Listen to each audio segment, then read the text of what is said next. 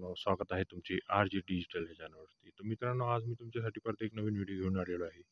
ज्या व्हिडिओमध्ये मी तुम्हाला सांगणार आहे, की आपली लाडकी बहीण योजनेमध्ये आपण जे फॉर्म भरलेले आहेत, ते रिजेक्ट जे होत आहेत, त्याचं कारण काय आहे? हे या व्हिडिओमध्ये मी तुम्हाला या ठिकाणी स्पष्ट सांगणार आहे मित्रांनो. तर मागं काही दिवसापूर्वी अशी बातमी आली होती, की बाबा महाराष्ट्र शासनाने जे एजन्सीकडे जे हे फॉर्म भरण्याचं आणि छाननी करण्याचं जे काम दिलेलं होतं, त्या एजन्सीमध्ये सॉफ्टवेअरला फक्त मराठी भाषेची कमांड जी आहे ती समजत होती मित्रांनो. या ठिकाणी मराठी भाषा त्यांच्याकडे उपलब्ध नसल्यामुळे हा फॉर्म फक्त इंग्रजीत स्वीकारण्यात येईल अशी काही एक माहिती सांगण्यात आली होती. तर या ठिकाणी जे आपले महिला व बालविकास मंत्री आहेत, त्यांनी हे स्पष्ट केलेलं आहे, की जर तुमचा फॉर्म हा फक्त याच्यात जरी असला मराठी भाषेत, तरी तो या ठिकाणी अप्रूव्ह होणार आहे मित्रांनो. तर या ठिकाणी जर आपला फॉर्म जो आहे तो मराठीमध्ये जरी भरलेला असला, तर या ठिकाणी तुम्हाला काळजी करण्याची काही गरज नाही. तर या ठिकाणी स्पष्ट सांगितलेले आहे, की हा जो फॉर्म तुम्ही मराठीमध्ये जरी भरलेला असला, तरी या ठिकाणी या फॉर्मला काही अडचण येणार नाही. या ठिकाणी फॉर्म भरताना जी अडचण येत आहे तुम्हाला, जी फॉर्म ज्यामुळे रिजेक्ट होत आहे, त्याचं कारण असं आहे, की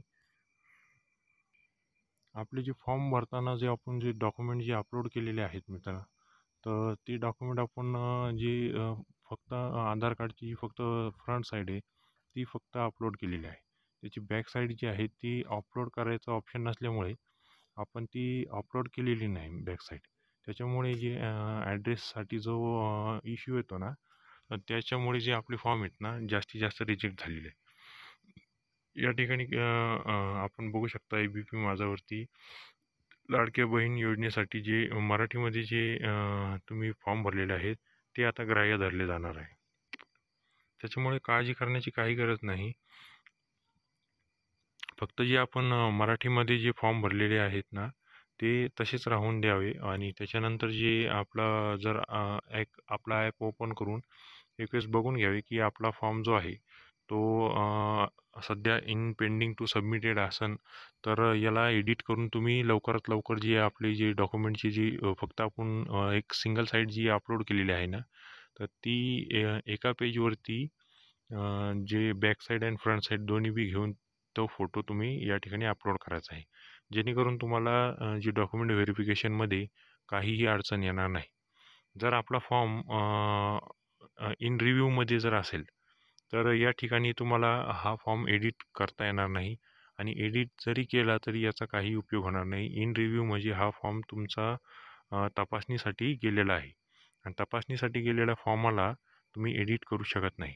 एडिट करूनही काही फायदा होत नाही. तर यासाठी जर तुमचा फॉर्म अजून पेंडिंग टू सबमिटेड असेल, तर या ठिकाणी लवकरात लवकर आपण आपला फॉर्म एडिट करून घ्यावा आणि आपली जी बी डॉक्युमेंट आहे, जे फ्रंट साईड, बॅक साईड हे असे जे डॉक्युमेंट असतात ना, यांना तुम्ही एका पेजवरती घेऊन याचा फोटो तुम्ही अपलोड करायचा आहे मित्रांनो.